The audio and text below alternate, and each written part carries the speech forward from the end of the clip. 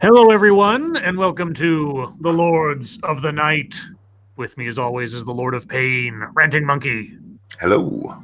And the Lord of Pennies, Satsu 2 cents. What up, Doe? And I'm your host, Scribe, the Lord of Punishment. Hello, chat. Hello, everyone. Hope everyone has had a good week. But before we get into the usual, we have a special birthday song. Because there is a Michael out there somewhere who has just turned 8 today, and it is his bedtime. And we don't want to go too long, lest we miss singing happy birthday to him before he goes off to Sleepy Land. All right. Michael, I hear it was your birthday today. I hope you had a great birthday. And for you, this song. And a 1. And a 2. Happy birthday to you. Happy birthday, Michael. Happy birthday to you. Don't be afraid of the Scribe. Happy birthday, dear Michael. On second thought, run away. Happy birthday to you. Michael, I hope you had a great birthday. Now go get some sleep, bud. Yes, go sleepy time. But with that, how are you guys doing? How are you, Satsu? Whew, it is a. I had a long day, so I'll save that for YouTube and fucketry time. But otherwise, fine. Okay, Monkey, how was your day? I slept most of my day. I didn't wake up till like 6, so the 3 hours I've been awake haven't been bad. I had some pizza, which I've been dying for, and I'm in a good mood. So, okay. How was your day?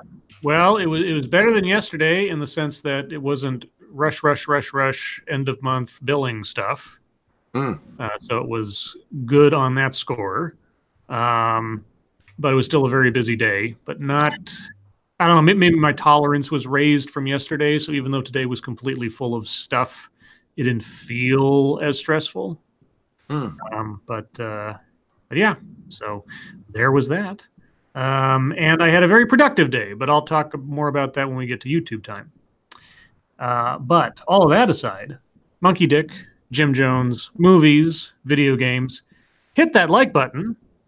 And I can see that about, a little bit over half of you have. You know, on sort of a sardonic note last night, everybody got us to 100 in like 2 minutes. Because it was a competition. Well, not really competition because I just win. But it was sort of a challenge between me and Satsu. So I don't have anybody to challenge tonight. So, chat, it's all on you to just sort of find the inspiration to continue the pattern. Do it. If you guys were real fans, you'd get to the end of the stream without getting 100 likes. Oh, geez. Wow. Thanks, Satsu. See, through my shenanigans, I helped promote Satsu's night on the stream, but tonight, Satsu's trying to torpedo mine. I'm sorry. No, you're not. Yeah, you're right. Okay. And share our stuff. As we've said many times before, but we'll keep repeating it because God knows YouTube won't. You guys are our best algorithm.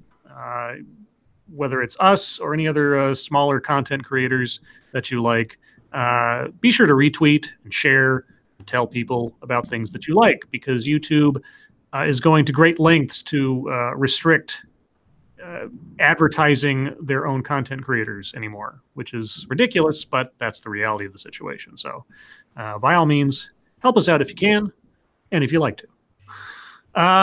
Anything else to cover before we get into the show? You guys have a stream tonight, I'm assuming, gaming tonight? Yes. Are you up for it tonight? I am, but we're going to have to do something different tonight. Well, not play something different, but we'll talk about it later. Thank you, Eric Hammer. Scribe, don't forget to look at my reply on the trucking video. Talk to you later. Oh, yes. Eric is the person with the counterpoint to Diesel Dave's perspective on the trucking industry in the future. So at some point in the future, I say that word a lot now, probably have Eric on for a follow-up familiar with the matter. Thank you, Lord Pterodax. I feel disturbed and violated after last stream. By what? By what? Do you mean the last stream on my channel where we did a Mad Lib where you were the star of one of them thanks to Satsu? Yeah, well, that's Satsu's fault, not mine. Wait, how is it my fault? It was tailed. Was it Tail that brought it up? Yeah, Tail. I thought it was Satsu. Sorry, I got confuzzled. Real quick, we have 2 more birthdays also. What? Yes, we do. Okay. Do you want to do them both now, or do you want to stretch them out? I think we should. We'll do one before the news starts, and then one after, say, the first story. Okay. Well, you go ahead. This was a request that was sent to us. What was the name? I'm so bad with names. Russell Dixon. It's Russell Dixon's birthday. Russell, are you out there? Are you listening? I hope you are, because this one is for you. And a 1 and a 2. Happy birthday to you. I'm too tired for this. Happy birthday to you. I think my landlord might be watching. Happy birthday, dear Russell Dixon. For some reason, I told him about us. Happy birthday to you. Russell, I hope you had a great birthday. I really do. And then we'll get to, I got to get the name. Sabian187. Okay. Okay. Thank you, Chicago Mike. Sorry, guys. I've been away for the last week due to personal reasons. Congrats, Scribe, for making 3,000 subs. Well, thank you, Chicago Mike, and I hope everything is okay in Chicago Mike land, because that's no fun. If it's personal reasons that are no fun. If they're fun, then good. But anyway, thank you so much. All right. So anything else before we get into the schnuzz? Just a little bit of feedback from you, Satsu. That's all. Yeah, just the wind blowing somewhere off in Satsu land. We just need like a tumbleweed to come rustling through right about now. That'll be great. Yeah. All right. Okay. So, not a really big news day overall, a lot of little things, but here are a few. This was the top story on CNN just a little while ago, and it took 2 reporters to write about it. Lauren Fox and Manu Raju. I'm probably mispronouncing that, but either way, the House Oversight Committee issues an ultimatum to the White House over security clearance information. An ultimatum. Sounds serious.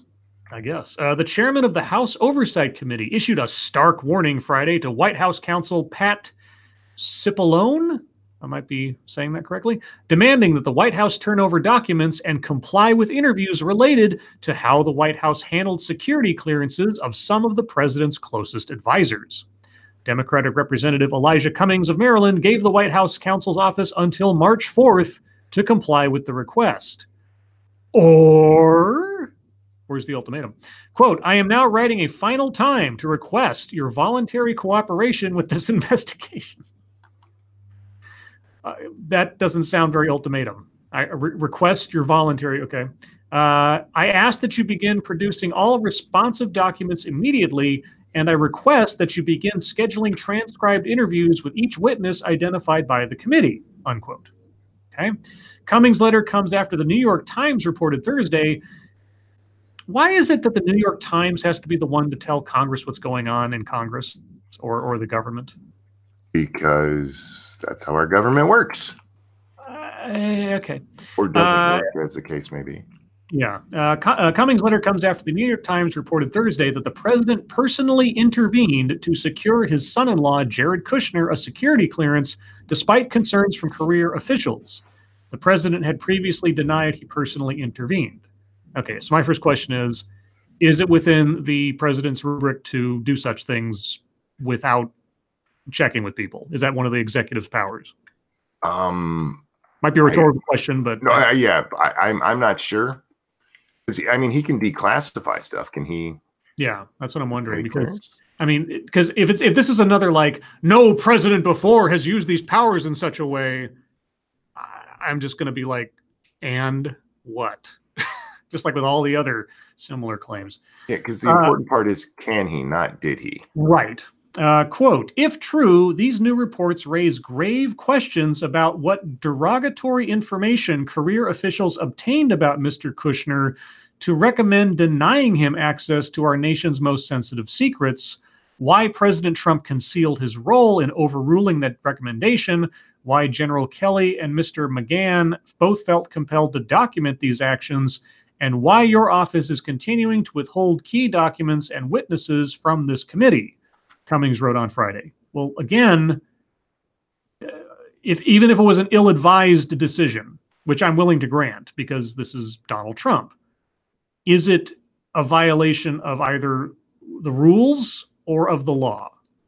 That's really all it comes down to. Otherwise, you're just bitching. Well, this is one of the things Democrats really campaigned on because they've been whining about this for a while. So,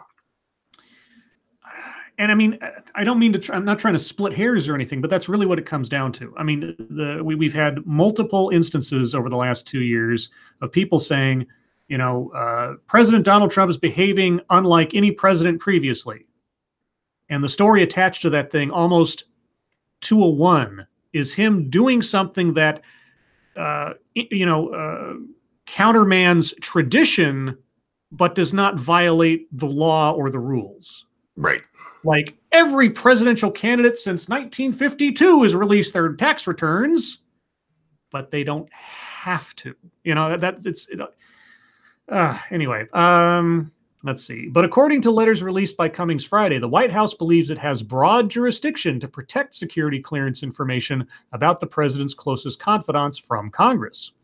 In one letter from White House counsel Cipollone, the White House argues they are willing to, quote, make available for your review, unquote, documents about the White House security clearance process, but says the White House believes Congress doesn't have the oversight authority to review individual security clearance decisions, given the belief Article 2 provides the president broad discretion about who he shares information with. Cipollone writes, quote, the president, not Congress, has the power to control national security information, unquote. In another letter, he urges Cummings to make requests about security clearance information, quote, narrowly focused and, quote, limited, unquote.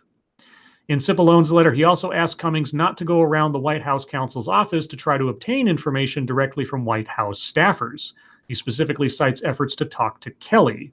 Quote, we have learned that the committee's chief oversight counsel has repeatedly made phone calls to former Chief of Staff General John Kelly, Kelly's residence, seeking information about an executive branch decision. Once again, these actions disregard my earlier request to the committee regarding contacts with former or current White House officials. It is vital that these contacts run through my office so that we may protect the important confidentiality interests of the executive, Cipollone wrote. They're fighting over practically nothing. But yeah, if only they would get this serious about the fucking leaks that take place in the White House every single day. Well, I guess the question is Jared Kushner a Russia agent? Probably not. We're at 82 likes. We're almost 15 minutes into the show. Come on, guys. We can do it. 163 people watching. Half of you haven't liked it, or at least made a decision. So it's up to you. Anyway, moving on. This story jumped out at me. Not literally, but, you know, kind of. A professor is accused of stealing a student's invention in order to make millions. Wow. I hope it's a time machine. The University of Missouri-Kansas City, Missouri-Kansas City, we'll pick one, has filed a lawsuit against a former professor alleging that he stole and sold his graduate students' research for $1.5 million. Damn. The suit filed this week says Ashim Mitra, swiped a, quote, groundbreaking, unquote, drug formulation from the student and stands to gain as much as $10 million more in royalties. Mitra, who has resigned from the university, denied the allegations to CNN. Also named in the lawsuit are Mitra's wife, who worked in her husband's lab, and 2 pharmaceutical companies that used the invention. The university alleges Mitra worked in secret with the companies to develop the patent, which outlines an innovative way of delivering drugs to the eye using nanotechnology. The pharmaceutical product had recently received FDA approval, the university said. It's a treatment for dry eye, an ailment common to the elderly. So, how what? How is it? How was it stolen and nobody, like, the FDA didn't do it? Okay, I don't know. Let's see. In the statement, the university said, quote, Mitra stole UMKC-owned inventions. Wait, so the graduate student created it. This guy stole it, but the university says they own it. Okay. Sure. UMKC owned inventions, sold them to industry, assisted those companies in patenting and commercializing them, denied credit to a deserving student, even though you're saying you own it, and reaped a personal financial windfall, all the while concealing his efforts and denying his involvement. The lawsuit seeks to designate the student, Kishore Cholkar, if I'm saying that correctly, as the rightful inventor to the patent based on his research from 2010. The university policy is that it owns the rights to discoveries made by staff and students while they are working at the university. When commercial rewards are reaped, the inventor is entitled to 1/3 of the profits. So this is, I mean, at least the student gets to make some money, but this is in the same realm as like college basketball players. Exactly, yeah. Yeah, the college makes all the profits from the basketball games and the advertising and the merchandise sales, and the student sees nothing. In this instance, yeah, the inventor of the thing. I mean, the student may have used the university's facilities and equipment, sure. And training. And training, okay. But the idea is the student's, but he's only entitled to 1/3 of that idea, effectively. Yeah, if anything, the university should get the 1/3 part of that. Yes, if anything. But now we know why the university is so intent on fighting this case. They're like, hey, we were trying to steal that from him. Yeah, I mean, that's our money to take. Damn it. Yeah, we want up to $7 million over the course of the next several years. You know. Anyway, so there was that. Before we move on, we got that other birthday to do. Go ahead. Sabian187, who tells me he's 6'3" and a he. Probably he's listened to the show once or twice before. 6'3" and a he. That sounds like a TV show title for like an ABC sitcom. It kind of does. But Sabian, I hope you're still out there. I hope you're still listening. And I hope you had a great birthday. This one's for you. And a 1 and a 2. Happy birthday to you.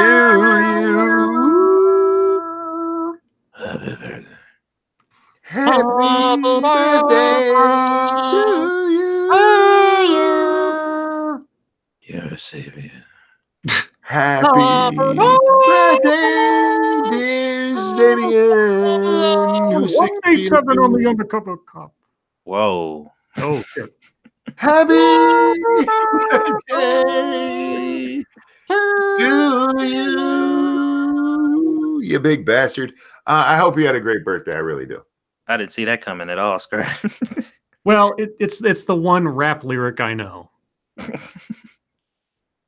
Or there was that movie 187 with like Samuel L. Jackson way back in the day. If you remember that, which most people don't, but there you go. Let's see. So I got a couple of opinion pieces. Well, maybe not opinion. Actually, I'm going to switch them around. I'll save the opinion piece for the end. Guess what the rumor is, guys? What is the rumor? And this just came out today. And if this is true, I actually don't have a problem with it. The rumor is Disney may be shutting down Marvel Comics. Oh.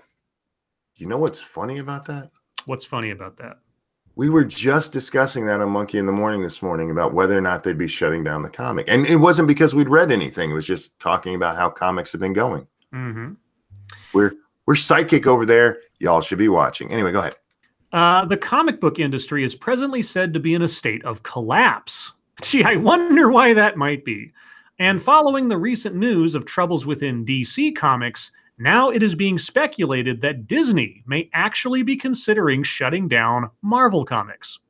Speculation about problems within Marvel Comics comes from a press release issued by the company where Marvel Comics Chief Creative Officer Joe Quesada and Editor-in-Chief C.B. Cebulski are attending the upcoming South by Southwest, where the pair will be hosting a panel and putting it forth how Marvel Comics is responsible for the success in other markets, such as film, TV, video games, and merchandise.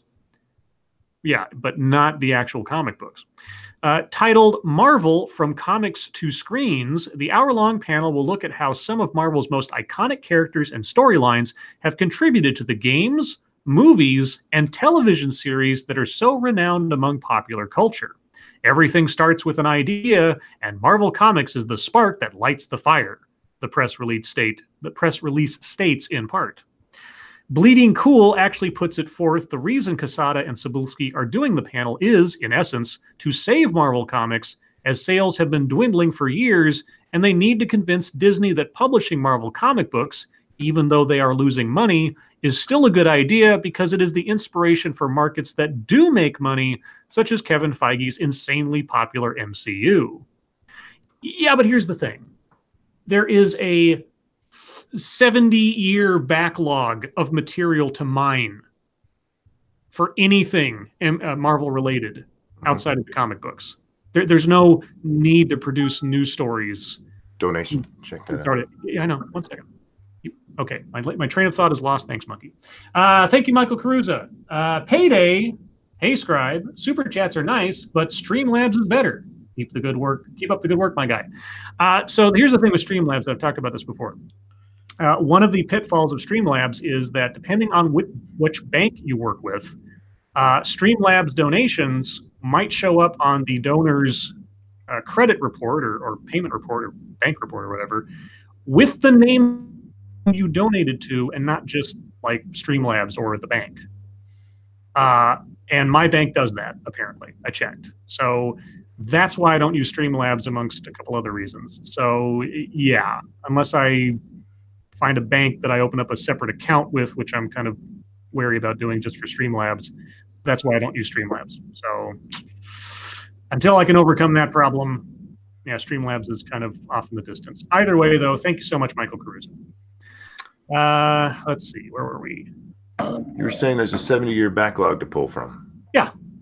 And so saving a money-losing enterprise, which is just continually losing money, and honestly, save for some very few exceptions, I don't think there have been any stories or storylines produced by most of the mainline comic books in Marvel lately that would stand up to scrutiny in a wider market, because they're so politically charged and social justice and everything else.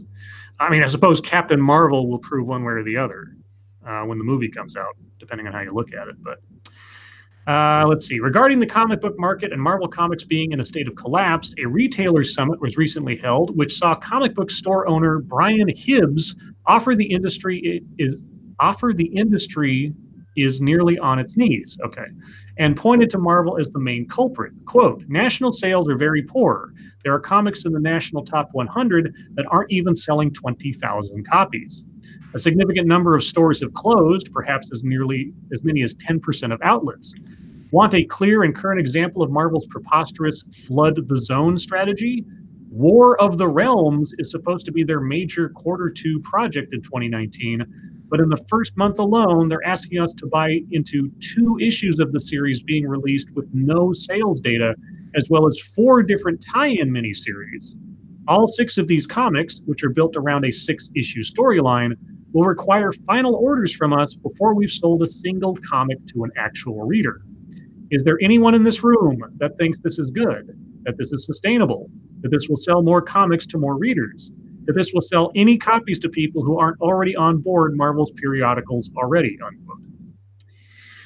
While it is currently just speculation that Disney would shut down Marvel Comics, worth a mention is that it could be possible one day Disney decides to simply license out the characters and stop publishing altogether.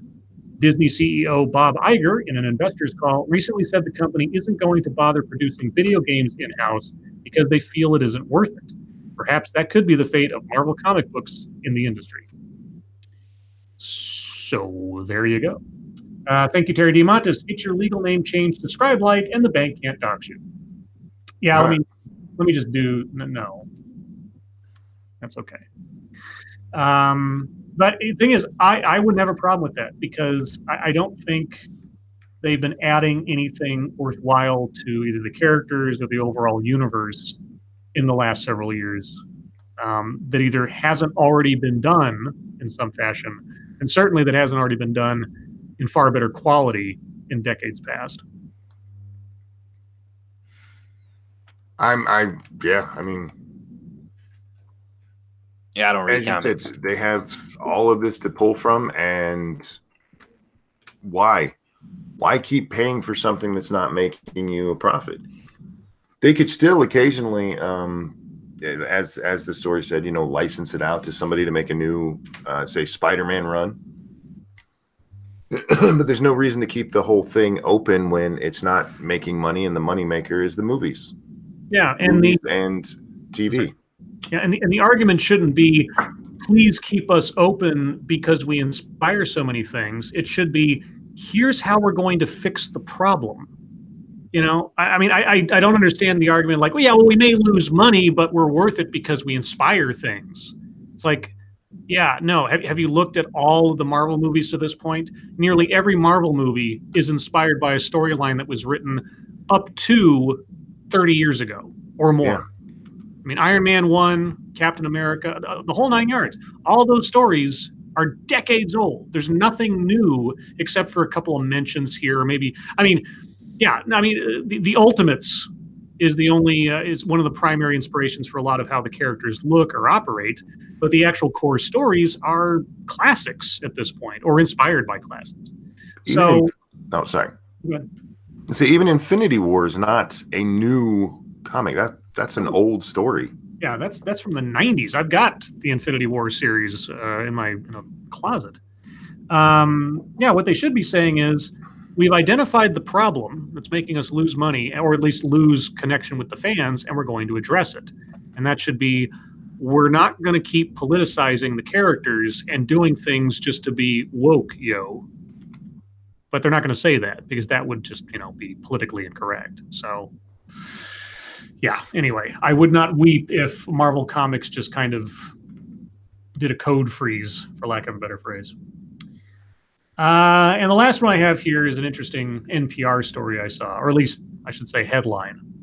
2020 Democrats wrestle with a big question. What are reparations? And where can I get some? And there's a picture of Cory Booker, Maxine Waters, I think, and Bernie Sanders. I think maybe that's not Maxine Waters. I can't tell. They don't have. They just named the two of them and the lady in between them. They don't say. Several Democratic candidates have been quick to embrace reparations recently. Bernie Sanders is more cautious. At a CNN town hall on Monday, a woman asked Sanders about his view on reparations, and at first he talked about trying to, quote, put resources into distressed communities and improve lives for those people who have been hurt from the legacy of slavery, unquote. Moderator Wolf Blitzer pushed him for a more direct response, noting that multiple presidential candidates have said they support reparations.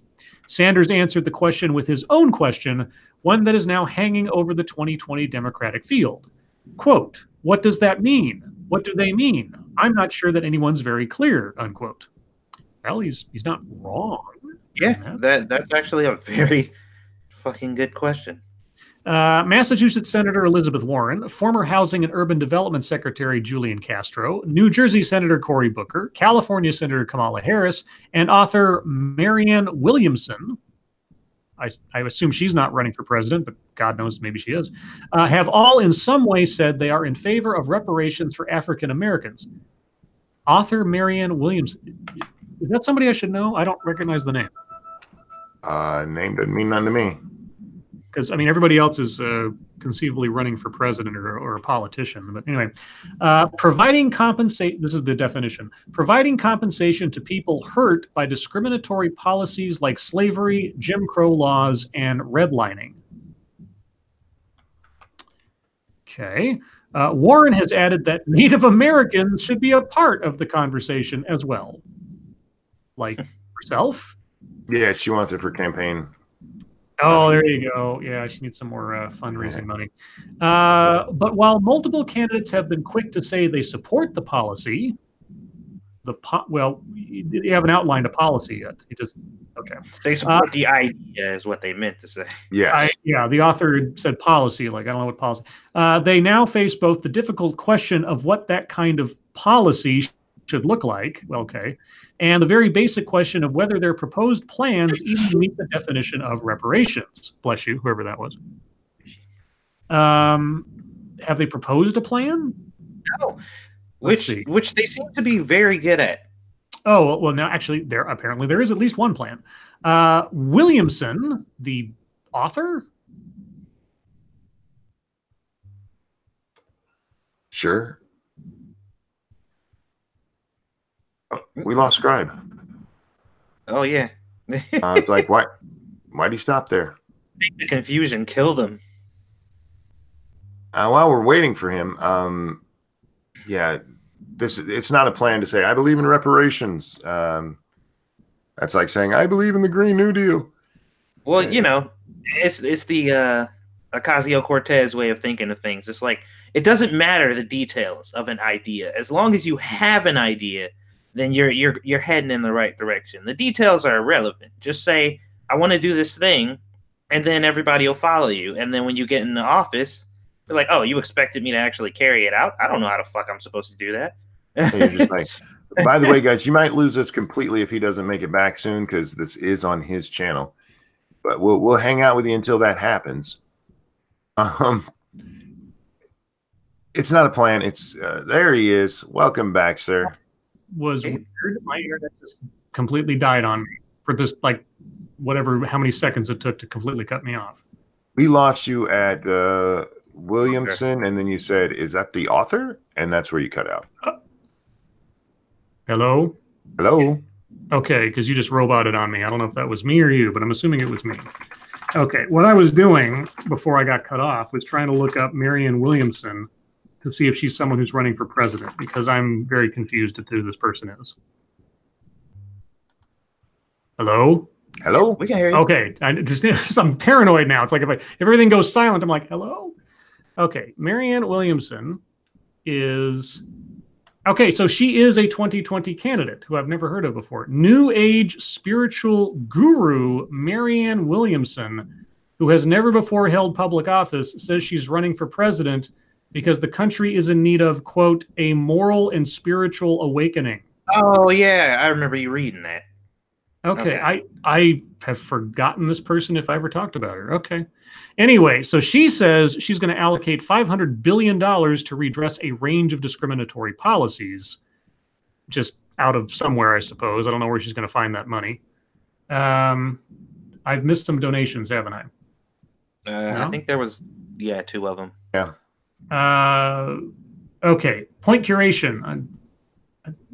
Okay, my display is showing me things, I think, out of order. I'm not quite sure. But anyway, if I've missed these, I apologize. Point curation, thank you. The point of emancipation is that you are not beholden to the one you freed, the one who freed you in perpetuity. Being free is hard. Nobody feeds you but you. Okay, and then Johnny Hellcat, thank you. He talks about reparations, and next thing you know, randomly disappears and is replaced by Bizarro Scribe. Probably too. Chicago Mike, thank you. Scribe was interrupted? How typical. Yeah. Even my internet company wants to interrupt me in the middle of a story. Let's see. So she says $500 billion. Sorry. Cory Booker says he's promoting his baby bonds plan, which would put money into savings accounts for all American kids. However, far more money would go to children in poverty who are disproportionately black than to middle class kids. Okay. Okay. Let's see. Anybody else have an idea? Where's Harris's plan? Does it have a Harris plan? Would you be surprised if there's not one? Let's see. Booker and Harris's policies get at the large. Well, where's Harris's policy? It doesn't say. It just tells us that there is one near the bottom. Okay. Well, anyway, the short version is Democrats don't know what reparation means, and they have no idea how to actually perform it fairly, whatever that means. Yay! Yeah, or how to pay for it. I mean, reasonably. So, anyway, you guys have any other stories? Oh, sorry. And then Tyre Deos. Sorry, the timer on the donations ran out, apparently. There have been politics and comics throughout history. Yes, but having political allegories is different than making political judgments of your readers within your own comic book.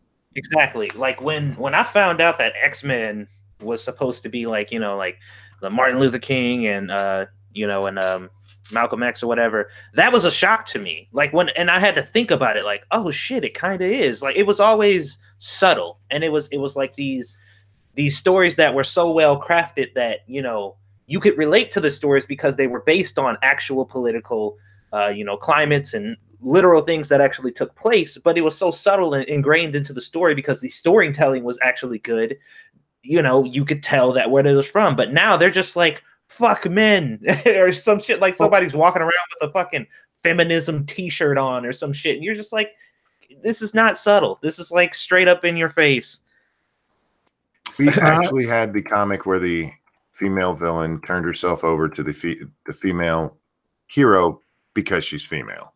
Yeah. Thank you, Ebony Williams. Can I seduce a man with a serenade and hot wings? Most there may be a man out there that'll go for that. I don't know. It's possible. Anything's possible. The brilliance of Marvel Comics, at least the classic Marvel Comics, is they would take scenarios of common human endeavor or struggle and turn them into the narratives that drove the characters. So like at the time, like Satsu said, Professor X was kind of the Martin Luther King character and Magneto was sort of the Malcolm X character. That's what that conflict evolved into in the beginning.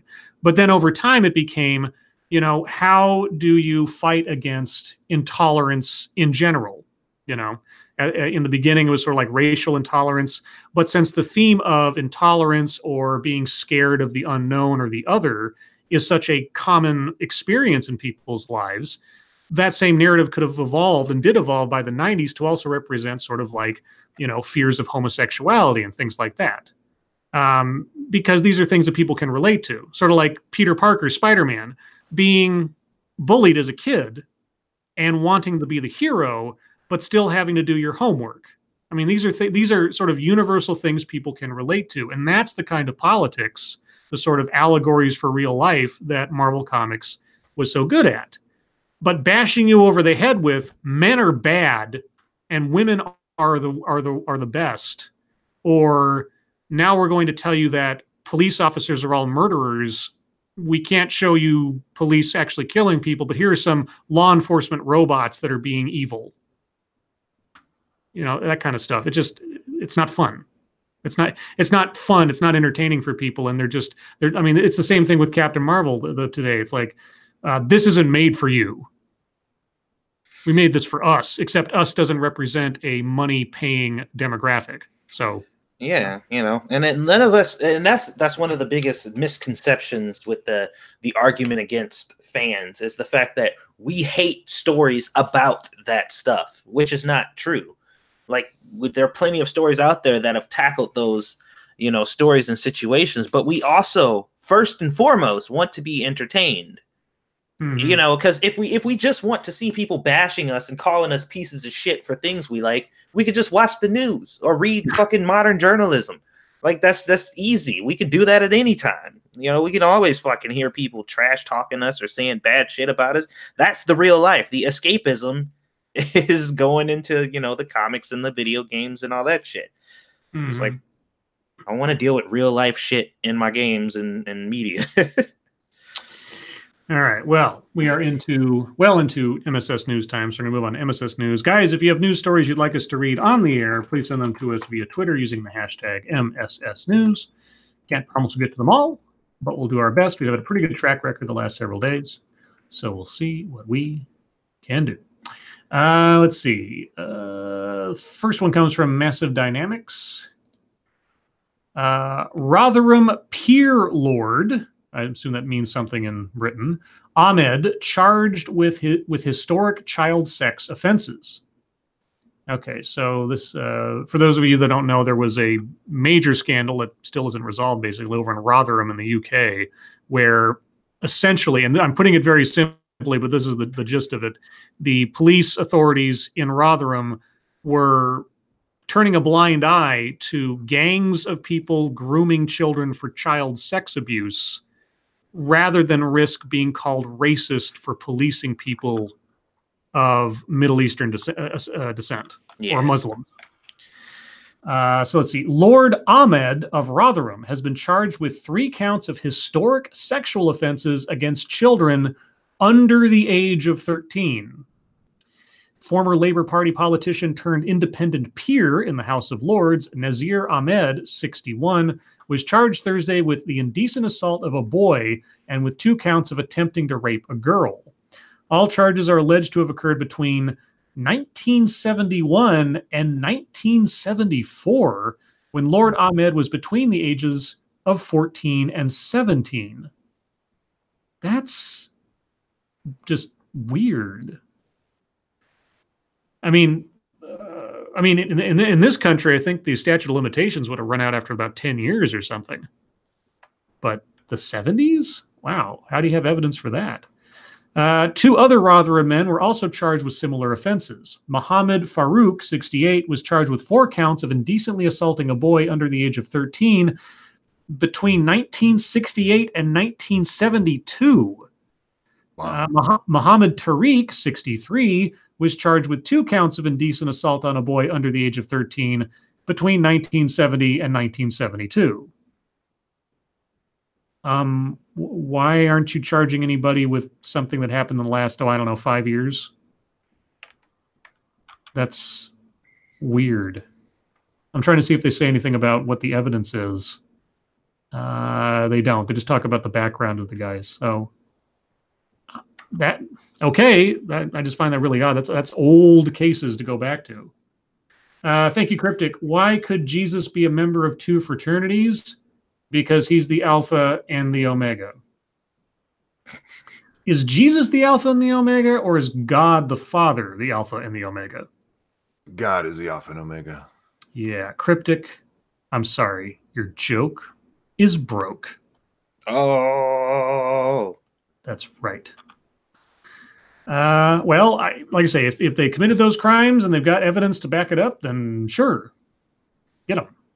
But I'm just kind of perplexed as to why they're going after cases from like 40 years ago or more at this point.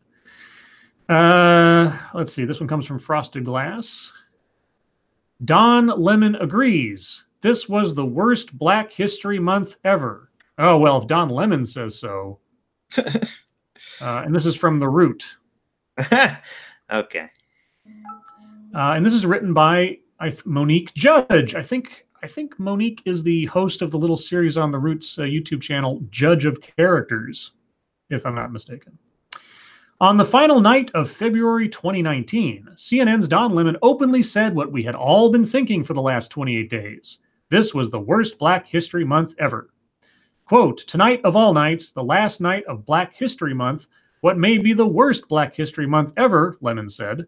We've got blackface, we've got the N-word, we've got the call for the return of the KKK. Yes, all of that happened just this month.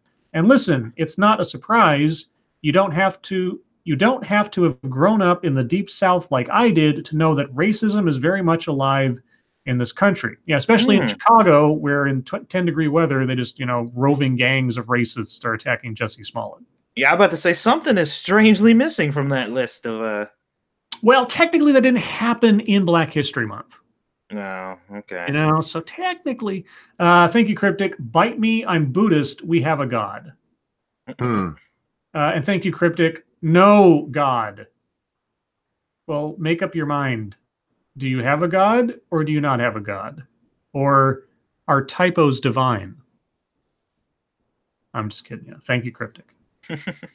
Let's see. Lemon reminded us that racism is not just a Southern thing. Racist acts are popping up in fashion, media, and on Capitol Hill. How about Chicago? Lemon used Maryland Delegate Mary Ann Lasante as an example. Lasante recently came under fire after it was revealed that she had told a white colleague who was campaigning in the mostly black Prince George's County that he was door knocking in a N-word district. They also didn't mention that she was a Democrat, but what else? Yeah, there's that too. Let's see. She doesn't mention she's a Democrat. When asked about her usage of the racial slur by the Washington Post in February, Lasante said, quote, "I don't recall that. I don't recall much of that evening," unquote. Because I was drunk. I promise you, if it was a conservative, we'd know about it. When the Post asked if she had ever used the racial slur, she said, quote, "I'm sure I have. I'm sure everyone has used it. I've used the F word. I used the Lord's name in vain," unquote. Well, Lemon paused for dramatic effect after delivering that quote and explained that using the F word, or taking the Lord's name in vain, is not the same thing as using the N word to describe a country or a county where the majority of people are black. Using the N word is racist, he said, and he's right. Unless you're a rapper or I don't know. Okay, he's not wrong that they're different things. Yes, especially to religious people whose Bible actually tells them not to take the Lord's name in vain, rather than it just being a word that people have decided is the most horrible word ever. I mean, it's actually a sin. Well, this one's a moral sin. Let's see. Social sin. This one comes from Necrosol. Where has $850 million gone? Bill de Blasio's wife can't account for staggering amount of taxpayer money that the New York mayor gave her for a mental health project. $850 million? Okay. That's interesting. Nepotism much? Bill de Blasio's wife, Shirlane McCrae, cannot explain where $850 million given to the mental health program she champions has gone, according to reports. In the 3 years it has been running, organizers at Thrive NYC have largely failed to keep records of the initiative's achievements, and data that has been collected shows it lagging well behind targets. Despite that, the program has been granted an even bigger budget going forward and is now on track to spend $1 billion over 5 years. Okay, so yesterday it was the Fort Lauderdale treasurer being hired without checking the background of this person. Then it's the FDA giving a patent and authorization and everything to a medicine that they didn't check on the origins of. Now it's almost $1 billion or more over 5 years going to a company or an organization that doesn't keep records. That they have no idea what they do. It's just like... the data comes from a political report that shows those running the scheme, they call it a scheme, have largely failed to measure its impact or keep track of spending. Thrive said it has developed a list of 417 metrics to measure how effective the program is moving forward, but asked to assess its impact so far, Politico said the data was piecemeal and showed a largely failing picture. For example, 29 hospitals had agreed to screen almost 78,000 new mothers for postnatal depression each year as part of the scheme.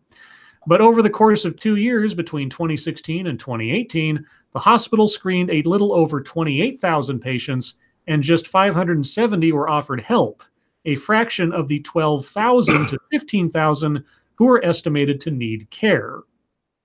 The data also showed almost 190,000 Narcan kits were handed out to hospitals where opioid use is common, but there is no evidence of how many were actually used. Right. That is super strange. Yeah, that's interesting. That's very interesting. I wonder if we'll hear any more of that anytime in the future. Thank you, Johnny Hellcat. So she's taking the Paula Deen defense. The Lasante lady. Like I'm sure I have used it. Yeah. I mean, I'm sure she's not lying in spirit of that comment, but you know. Let's see. This one's coming from Frosted Glass. Only 6 countries in the world give women and men equal legal work rights. Okay. What are those? If you're a woman and want to be on equal footing with men, it's best to live and work in Belgium, Denmark, France, Latvia, Luxembourg, or Sweden. The World Bank, which has tracked legal changes for the past decade, found these were the only countries in the world to enshrine gender equality in laws affecting work. That's why I think we need to pass the Equal Rights Amendment. Just do it. The bank's Women, Business, and the Law 2019 report, published this week, measured gender discrimination in 187 countries. 187! The number appears again. It's a conspiracy. It found that a decade ago, no country gave women and men equal legal rights. The index assessed 8 indicators that influence economic decisions women make during their working lives, from freedom of movement to getting a pension, good luck, tracking legal blocks to either employment or entrepreneurship. Each country was scored and ranked with a score of 100, indicating the most equal. Only 6 were given full marks. Okay, what about the... let's see. Research found that globally, average scores had risen from 70 to 75. Of the 39 countries with scores of 90 or above, 26 were high income. 8 were in Europe, including the UK and Central Asia, where parental leave was a key trend. Where's the United States fall, they say? What the fuck does parental leave have to do with equal rights for men and women in the workplace? Well, if both men and women get parental leave, then maybe. You think that's what they mean? I have no idea. Yeah. Most important metric is the metric that requires you not to be there. I mean, if they actually mean equal working rights for men and women, then I would have to assume they mean equal parental leave opportunities for both men and women. Because if that's not the case, then that study's a pile of shit. Didn't this start out telling what was that opening sentence again? The opening sentence. If you're a woman and want to be on equal footing with men, it's best to live and work in Belgium, Denmark, France, Latvia, Luxembourg, or Sweden. Okay. So I don't know. I wonder if this, like, the whole thing is they're like, men and women aren't equal. But the issue was like women get more time off for family leave and stuff, and that's where the imbalance is. But they don't say it because they're just gonna assume we're talking about men have more benefit. Because that'd be kind of funny. Yeah. Speaking of women, in 2 levels here, both the sender of the story and the article itself. This one comes from senior staff reporter and chief Florida correspondent Colleen Bernier. Keto crotch is the seriously smelly side effect of the popular diet. Okay. Sure, eating sizzling steaks or bacon with cheese-drenched eggs may sound tasty, but how does it smell? The keto diet, a low-carb plan that emphasizes eating fat and protein with few fruits and starchy vegetables, has become wildly popular lately, especially among celebrities like Tim Tebow and Halle Berry. Oh yeah, those are top-tier celebrities. Proponents say it's a delicious way to drop pounds fast. I got another way. Exercise and eat less. Anyway, but critics argue that it may not be super sustainable for the average person. Still, even diehard fans of the diet say sometimes the worst side effect is what's known as keto breath, which some describe as overripe to rotten, fruity, or metallic. That's lovely. But there may be an even more unfortunate odor, which online keto lovers have dubbed keto crotch. I am smelly, unquote, one distressed Redditor shared. Quote, have you tried vegetarian keto and found a reduction in your funk factor, specifically below the belt? A concerned Redditor asked. Another advised, quote, it took me a couple months to level out in terms of the intimate funk. Okay. The keto diet may change your vaginal pH, which alters your vaginal odor, and it may not smell like roses. So, okay. Ladies, I don't know. Be careful what you eat, I guess. I don't know. Do y'all remember when the keto diet was called the Atkins diet? Yeah, but then wasn't that the guy that like slipped on ice and fell and died? He died, yeah. He didn't die from his diet. That was the thing that would have made it all sort of poetic, but you know. That's so funny. Like, you don't want the stank puss, you better not do this, because all right, we'll do a couple more since we started late. This one comes from Chicago Mike. Chicago is sinking. The city is 4 inches lower than 100 years ago. Okay. So 4 inches in 100 years. On a geological level, I don't know if that's like wildly significant or not, because it might be. No reason to panic yet, but Chicago is sinking. The National Oceanic and Atmospheric Administration, or NOAA, says the city is at least 4 inches lower today than it was 100 years ago. Areas farther north are higher, the Chicago Tribune reports. The slow-motion seesaw effect is a long-term result of ice age glaciers that melted eons ago. The experts compare this to squeezing a tube of toothpaste in the middle, with one side going up and the other going down. The change could eventually redefine floodplains. Eventually, like hundreds of years from now, but okay. If Chicago just sank, like completely, that'd be a story. 4 inches in 100 years, could be a rounding error. Let's see. This one comes from Jack the Motherfucking Cockring. Meghan Markle and Prince Harry will reportedly raise the royal baby with a, quote, fluid approach to gender. Okay. So do we need to come up with a new royal title for someone who's neither male or female? You can't call them like a duke and a duchess now. What do you call them? A duck. A duck.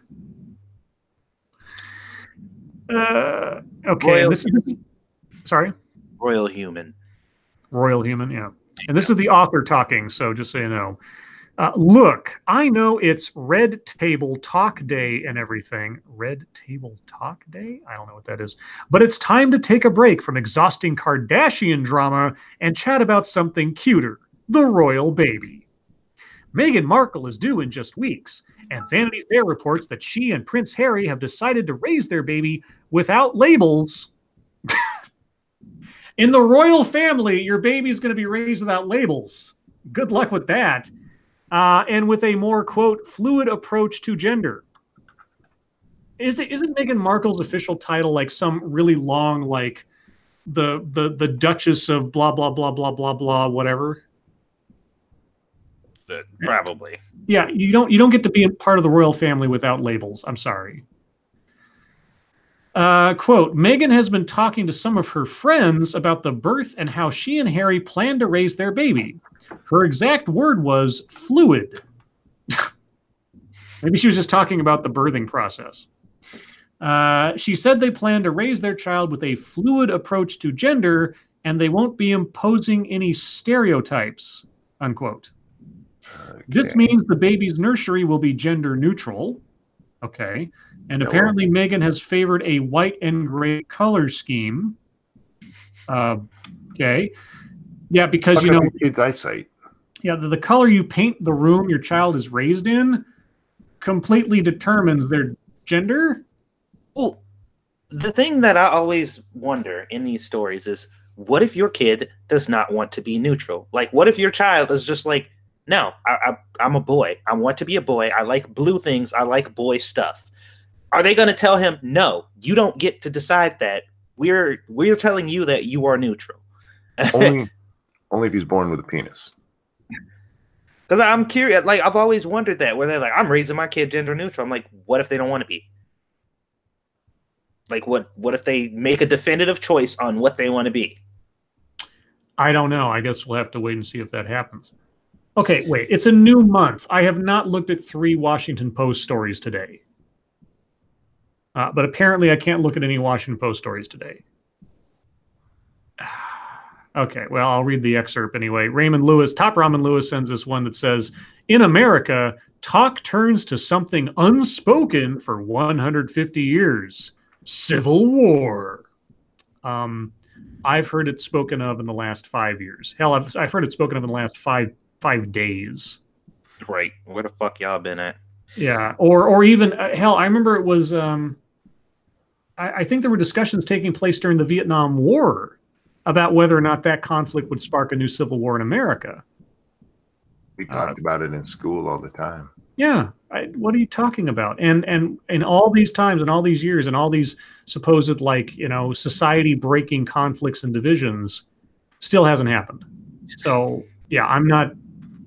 Washington Post, stop being fear mongers. Just stop. Yeah.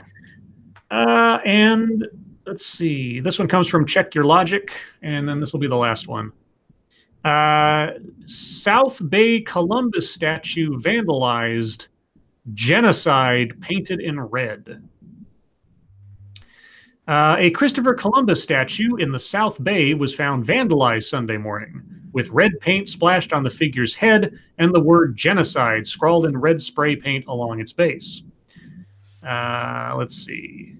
Viewer Mel McBroom spotted the vandalism at Discovery Park in Rancho del Rey, a neighborhood of Chula Vista, and sent Fox 5 a photo.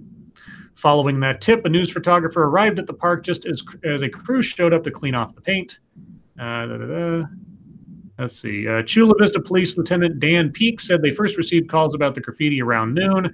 Peake said in addition to the paint, a, quote, very expensive bronze plaque that sits below the statue was stolen. He told Fox 5 the extent of the damage and value of the figure likely raised the crime to felony-level vandalism. Okay.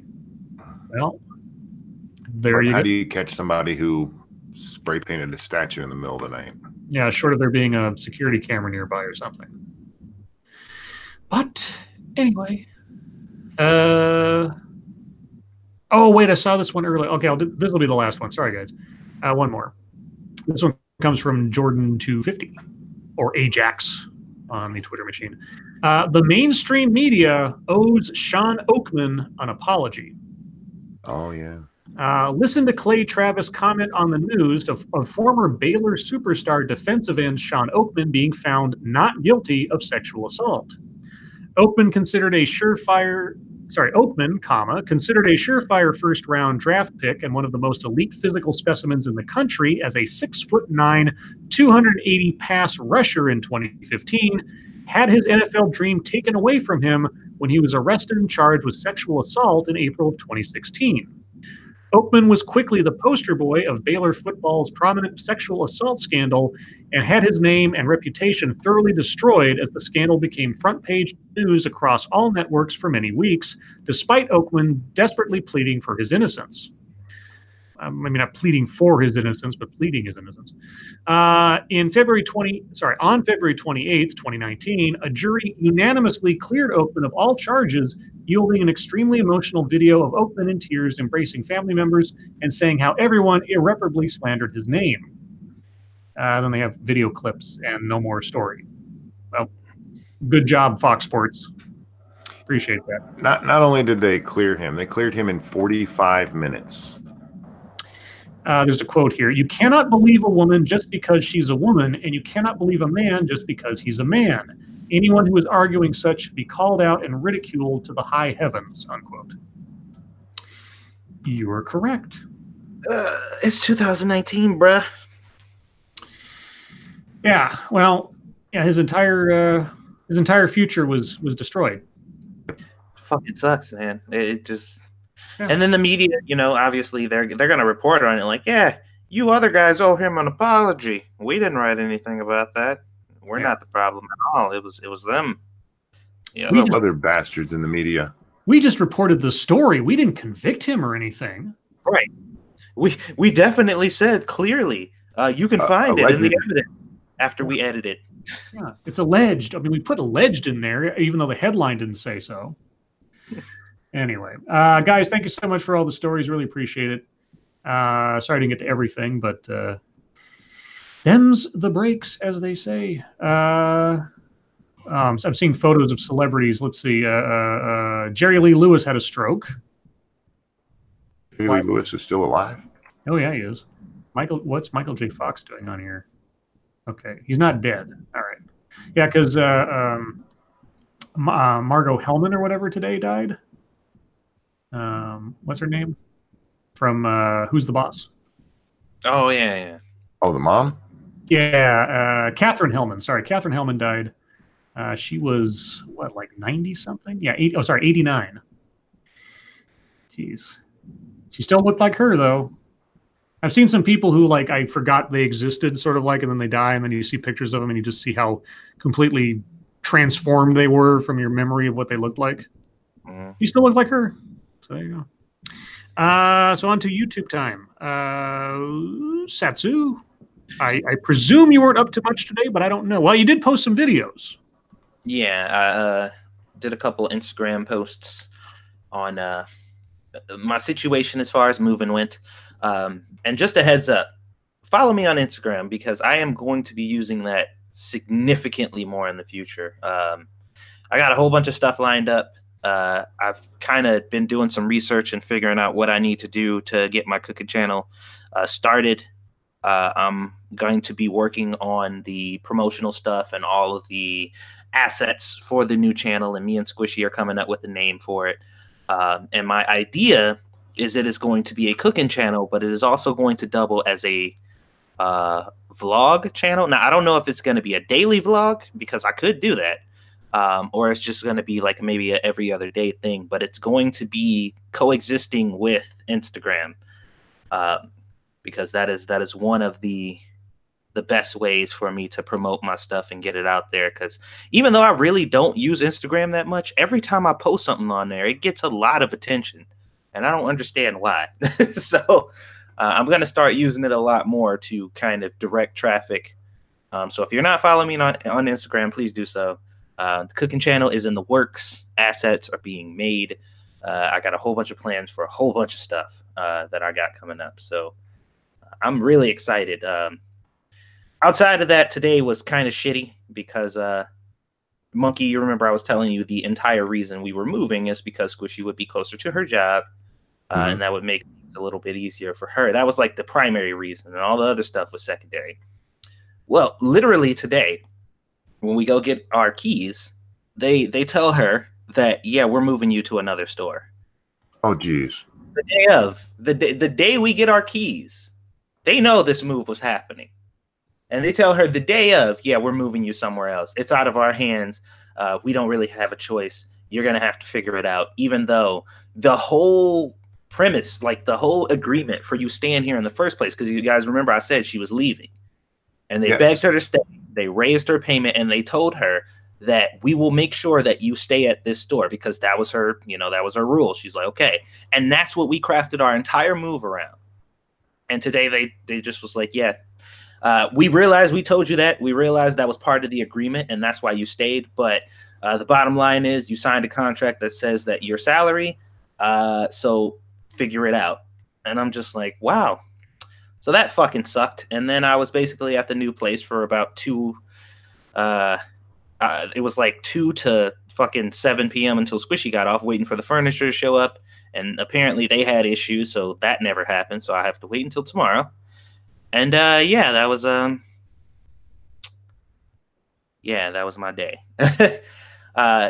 otherwise, like, the apartment was awesome. I'm excited to move in. Getting all the stuff over there is going to be cool and nice or whatever. But we kind of got bummed out from that news because it defeated the entire purpose. Like, we could have just moved to where they were switching her to if they would have just fucking told us that that's what they were doing. But whatevs. So yeah, that's what I got going on. All right, Monkey. I did a monkey in the morning, and that's pretty much it. Oh, okay. Let's see. RJ Bands says, Scribe Blade, should we give Satsu a big hug? Yeah, tweet Satsu hug gifts. Because he needs a hug. So he needs comforting. Let's see. Today I was actually a lot more productive than I thought I would be, given how busy my day was. I finished the script to my next video, and then I actually recorded and edited together the audio for my next video. So conceivably, I have all the pieces I need to start assembling it, which I will probably start doing tomorrow. And depending on how industrious I get, I may have something to post tomorrow or Sunday at the latest, I figure, unless something comes up. So that's what I'm working on. And also, not this Sunday, but next Sunday, I'll be interviewing Point Curation for another episode of Familiar with the Matter regarding telecommunications and telecommunications companies and such things. So look forward to that. But otherwise, that's all I've got for YouTube time. So on to Fuckatry. I don't think I have much of anything. I made some smart-ass remarks regarding Captain Marvel today. But of course, what else is new? Other than that, let's see. Yeah, Catherine Hellman died. Oh, so yeah, the tweet that I commented on the Captain Marvel stuff said, "To all the men who complain about Wonder Woman and Captain Marvel, it isn't for you. Hell, as much as I love them and cry, they aren't for me either. They're for the little girls and boys who get to look up and see these heroes and know they can do it too." I'm sorry, what? Yeah, I don't know what that means, but I said, well, I didn't complain about either of them. I haven't gone to see any DC movie. I'm a Marvel fan, and none of the trailers sold me on being itching to see Captain Marvel. So if disinterest equals complain, then I suppose Marvel Studios doesn't want my money. Got it. So that was my big thing there. The funny thing about that is they added they added Wonder Woman to that list. But Wonder Woman was well received and did not, nobody had an issue with that movie. Somebody tried to drum up the controversy at that time, but Gal Gadot, she wasn't up there being a fucking asshole to people. Like, she did the movie, and there was like the one little small controversy with her, but I don't even remember what it was about. So that movie was essentially well received. People went to go see it. They said it was one of the best movies that had come out in the Marvel universe at the time, and that was that. DC. That's what I meant. DC. Get it right. Get it right. Yeah, and people were, they were content with it from what I had seen. But that narrative is still going despite that fact. Like, people are just pretending like that controversy actually happened, even though it didn't. Well, the other thing, too, is that Wonder Woman wasn't advertised exclusively as, by the way, she's female. Yeah. That was not the center of the movie. I mean, the name of the character kind of tells you that, but that doesn't mean that is the political statement that's being made. I mean, they did pull that this is going to be, the movie for women, to rise women up or whatever. But that's, that's typical, because it's like that was her thing. You know what I mean? Female hero, fine. Yeah, I didn't. Maybe I'm just filtering out memories or something, but I don't remember the except for some peripheral stuff. I don't remember the thrust of the movie's advertising or momentum being so focused on her gender, though. No, it was just kind of a, it wasn't like they weren't pushing it, and she wasn't saying like this movie is only for women and anything like that. It was just like, female hero on the screen. This is big, you know. But it was like, it wasn't like in your face. It was just like, by the way. I think Johnny Hillcat. Gal Gadot did everything Brie Larson did, except all of it. Yeah, so it was just, I don't know. Like the notion there, and what I put she said, God damn it. I was trying to bring up the tweet while I was bringing that up, and my screen didn't load as fast as I wanted it to. But yeah, she said, this movie isn't for you. But then they're also holding the narrative that we don't want to see the movie because we hate women. So they're like, it's not for you. It's for kids, by the way. And that's the one YouTuber that I was watching had brought up this point where he was like, it's interesting how movies with male protagonists or male heroes are for everyone. Like, everybody can go see those, everybody can enjoy them, everybody can rate them and you know, critique them however they want. But when a movie like this comes out, you restrict it by saying, oh, this isn't for you or this specific group of people. This is only for this demographic, which limits the movie. You know, it limits the capabilities of the movie. It limits the scope of the amount of people that they can reach, because you're putting out that message that this movie is specifically for these people. And then you simultaneously complain that it's not getting the attention as other movies are. Well, it makes it contentious. I don't understand why anybody would want to make their movie, their product, or whatever a point of contention by, I mean, whoever the demographic is that you're trying to, I don't know, exile from going to see this thing. It never makes it, and I don't, like I say, I don't recall anybody either in the studios and a lot of things saying Wonder Woman isn't for you, it's for us. Right. And maybe there was that stuff out there, but I don't remember it being nearly as strong as it's been for things like Black Panther or Captain Marvel. So, anyway, that was my. I'm still curious about the statement. It's for the little boys and girls, so they can do this. Yeah, yes. That was the thing. I'm like, do what? Be heroes? Because they can't. So if your kid is walking around watching Wonder Woman thinking, I could be Wonder Woman, it's like, no, they can't. Your kid's fucked up in the head. You failed. Like, I was trying to remind myself who this person was. Her name's Rachel Leishman. I'm not quite sure who she is, but she's, oh, I see. She's an author at the Mary Sue. There you go. That makes sense. Yeah, she's a blue check mark over at the Mary Sue. Okay, that makes more sense now. Anyway, so that was my as much fucketry as I had today. Much. There was that. So, wait, I guess Satsu? I forget now. Your day about the apartment has bled over into my mind about what you had for fucketry. I mean, well, because that was essentially fucketry. Yeah.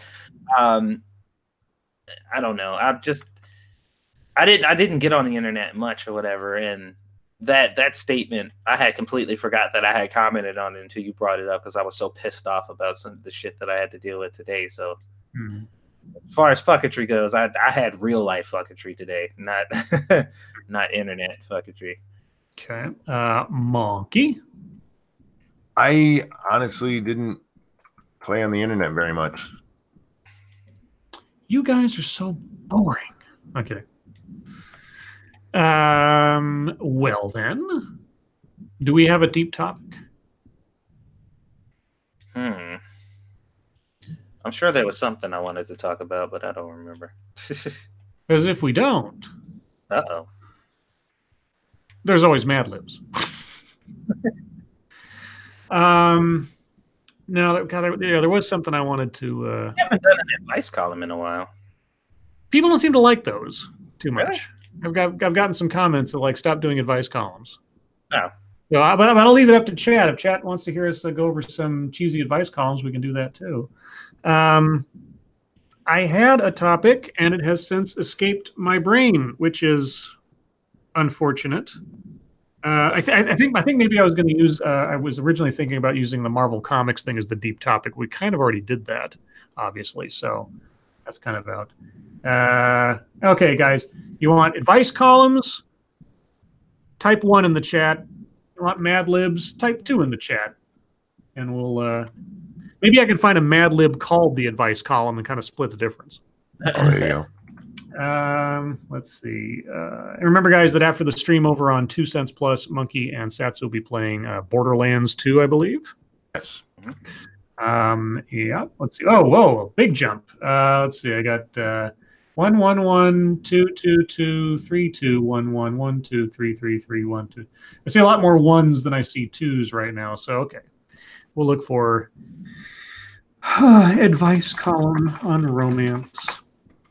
Those are always fun. Let's see. Oh, Red Book.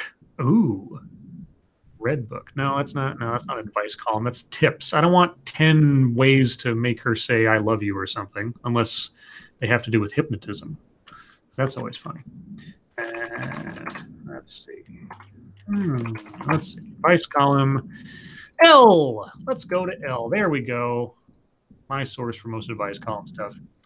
Let's see. Which one do we want to do?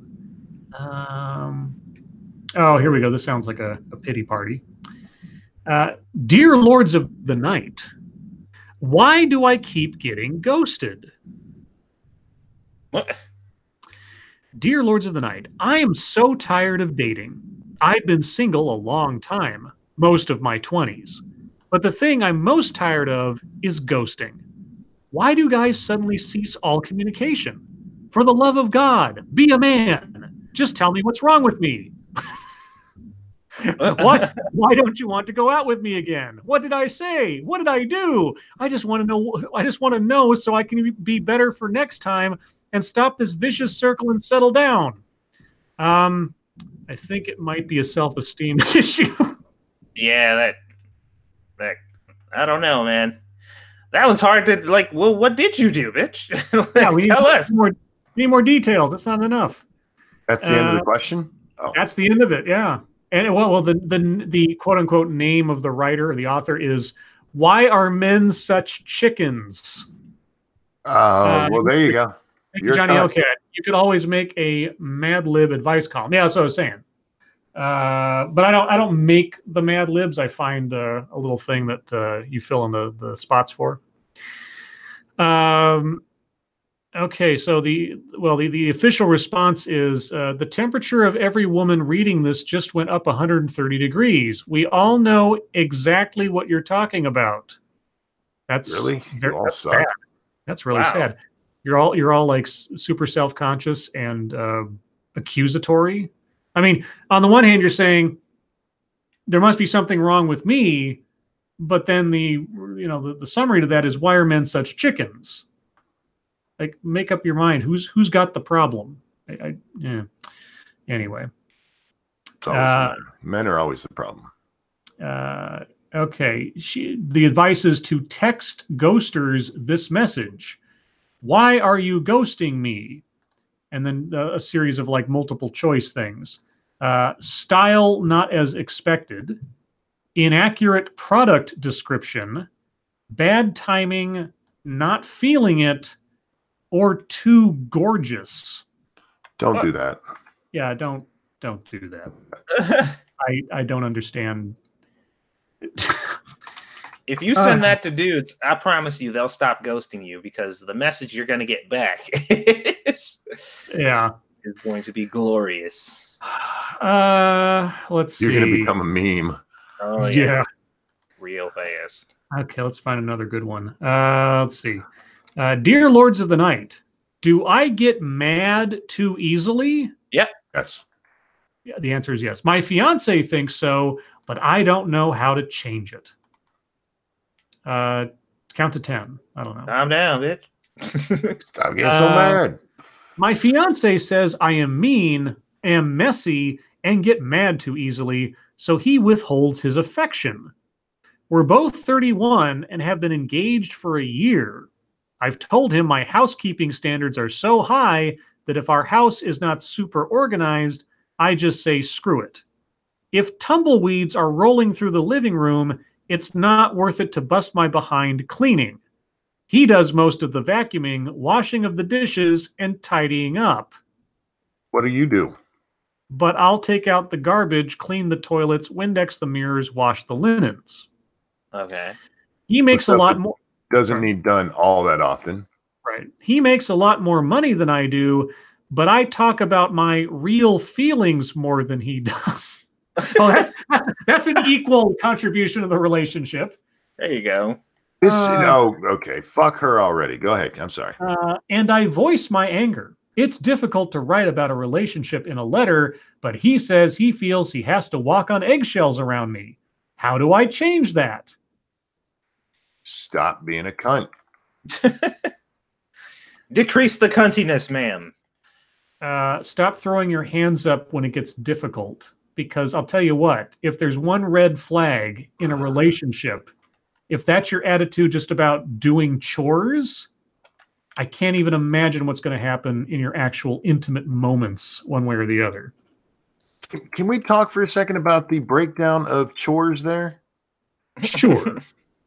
He does. Okay, was it the laundry? No.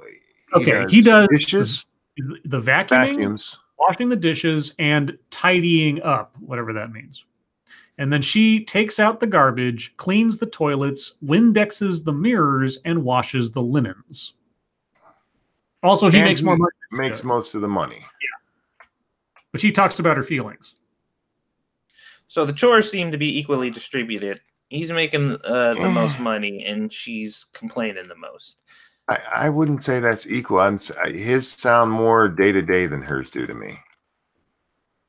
Yeah, washing the dishes can be a daily thing if you're cooking and not eating out all the time. I mean, I wash the fucking dishes every goddamn every day. Bitch, shut up. You're 31 years old. What are you whining about? Yeah. Have you ever had to live on your own? Because it sounds like you need somebody else to do your work for you, literally and figuratively. All right. Oh, we did 2 columns. So how about we cap off with a man? Hang on. Yeah, we can do that. But I'm imagining. Let's go over here. Bye.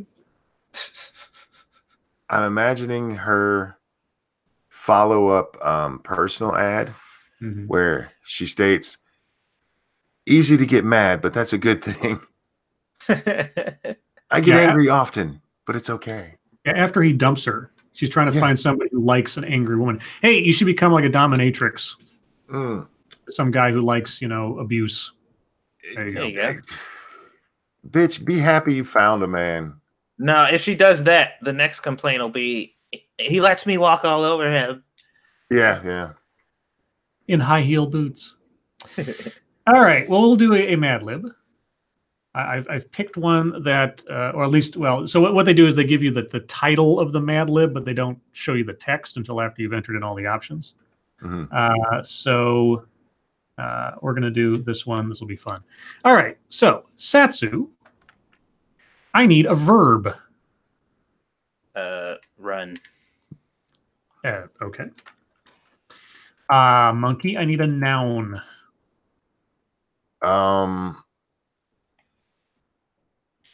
Stick. All right. Satsu, your favorite. I need an adjective. You can't use a color. Oh. In this instance, I'm going to say no colors. That's too easy.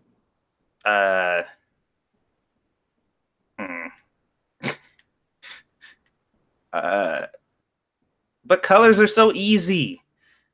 How about the point? How about pureed? That's that thing can be pureed, right?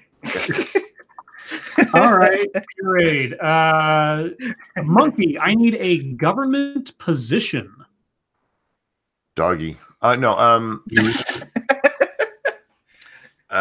Dog catcher. Okay. Works. Let's see. Satsu, I need a holiday. A holiday. St. Patrick's Day. Okay. Since it's coming up, I guess. Let's see. Monkey, I need an occupation plural. Cashiers. Okay. Satsu, I need a verb. Man,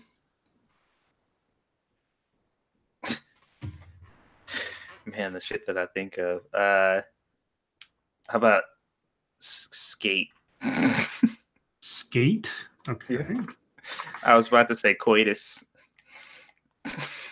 Like, why would you say that? I can put fucking in there if you want me to. Fucking. All right, we'll do fucking instead of skate. There you go. Okay. Just whatever comes to mind. It doesn't have to be okay. Monkey, I need a type of crime. A type of crime. Theft. Okay. I'm curious what the title of this is now. Yeah, well, I'm not telling you. Satsu, I need a verb again. A verb. Murder. Thank you, Johnny Hellcat. Government position behind the desk. Yeah, there you go. Murder. All right. Monkey, I need an adjective. Green. He get to do colors. Yeah, because he doesn't get adjectives that often. And Satsu, I need a noun. Person, place, or thing. I know. He's still fucked up. Stick. Gas-powered stick? Gas-powered stick. Gas-powered stick. All right. And Monkey, I need another noun, and then we're done. Let's see. Steam-powered stick. No, don't do that. Don't do that. How about a septic tank? Ooh, there you go. All right. Let us proceed. Yep, as my phone beeps at me, and the survey says, am I going to have to log off because of work? No. Good. All right. The new 10 Commandments. Oh, shit. Number 1, you shall not run any other stick. Number 2, you shall not make a pureed image. That sounds Muslim.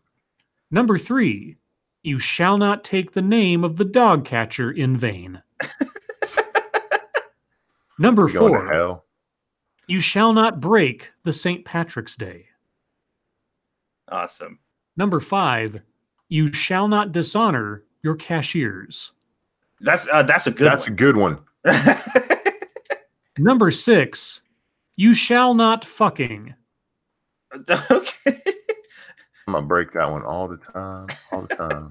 Number 7, you shall not commit theft. Oh, okay. Number 8, you biblical. shall not murder. Oh, look at that. Fits. Number 9, you shall not bear green witness against thy gas-powered stick. What? And number 10, you shall not covet thy neighbor's septic tank. Please don't. That's weird. That's real weird. So there you go, guys. A Mad Lib, which brings us right into chat time. So chat, if you have comments, questions, complaints, conspiracy theories, comic books that you think should be canceled. I don't know. I'm trying to think of things with C words in there. Put them in the chat now. If you have questions for us directly, please put plenty of chat marks after those. If you have statements you'd just like us to consider, please put plenty of statement marks after those. First one I see is Joys of Sorrow. Satsu 2 cents. Can you imagine what the question is? I don't know. Okay. Have you watched Overlord yet? No, I haven't. Okay. If you ever get like a PO box, like 20 copies of Overlord are going to show up in your PO box on like the first day. I'm down with that. Yeah. Let's see. Old grouchy gamer. But what if it's a really nice septic tank, Satsu? Mm-mm. I think that's still against the rules. Oh. Yeah, it's still against the rules. Sorry. RJ Bandsma, Scribe Light, what's the best way to break up with a girlfriend who's an SJW? Tell her to make a sandwich.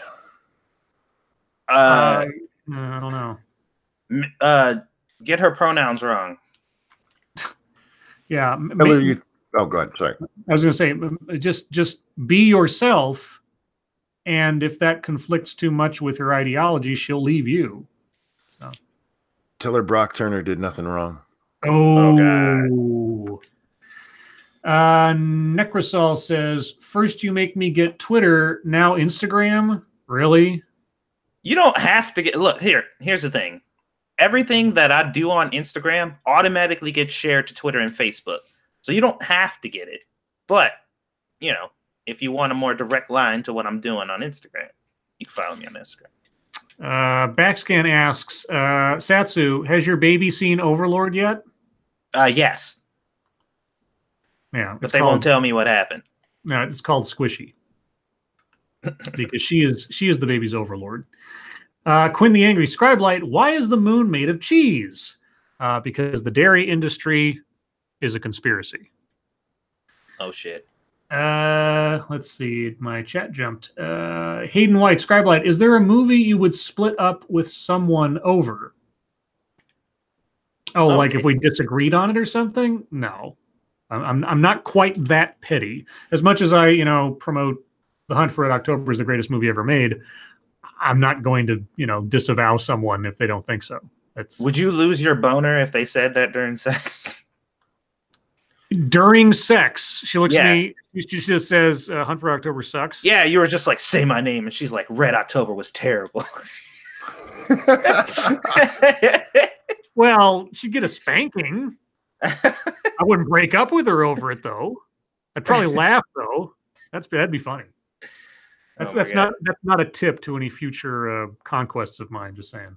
Oh shit! I'm sorry. What'd you say? I was about to ask: has either one of you ever laughed into an orgasm before? Laughed to an orgasm? No, like been in mid-stroke and something hilarious happened, and you were just like, "Oh shit." Me and Lady Monkey were watching Rock, the old I think it was Fox TV show. Charles Dutton? Yeah. I think it was Charles Dutton. Yeah. And it was a particularly funny episode of it, and we both were busting up laughing in the middle of having sex. Yeah. I've had that happen one time. I remember in this was several years ago, but I was in my apartment here, and I was having sex with my girlfriend, and it wasn't anything we did, but right as she was always a little bit paranoid about being too loud because we have I have neighbors upstairs and stuff. Yeah. So she'd always be a little covert about things or kind of restrict herself a bit, especially if it was happening during the nighttime or something. And so she was just coming to orgasm, and for some reason, probably because it's something completely unrelated, the neighbors upstairs, somebody just went, "Oh my God!" And we both looked at each other and just busted. And it was the weirdest feeling because she was, her muscles were contracting just about then, and then we laughing. It was a very odd sensation, but it was fine. Yeah, I don't know if you've ever been inside a chick while she's laughing. It is strange. Yeah. I'm just like, It's like when they cough. Yeah. Festering Wound says, I have a complaint. Why is Australia and Canada recognized as real places? Oh, wow. We have some Australian and Canadian viewers who might take exception to that, or might agree with you, depending, I guess. Right. I've heard different things. Let's see. So Lucifer Never Changes is asking, is it going to be called Satsu 2 Cooks or Cooking 2 Cents?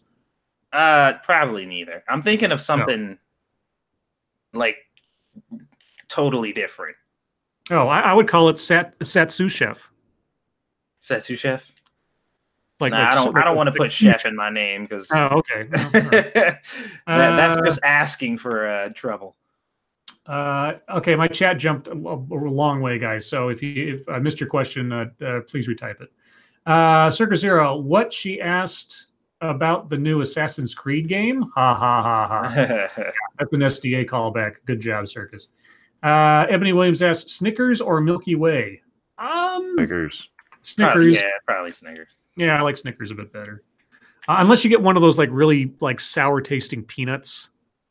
That sometimes happens with a Snickers bar, and that makes my whole experience go downward. But otherwise, yeah, I'll take Snickers.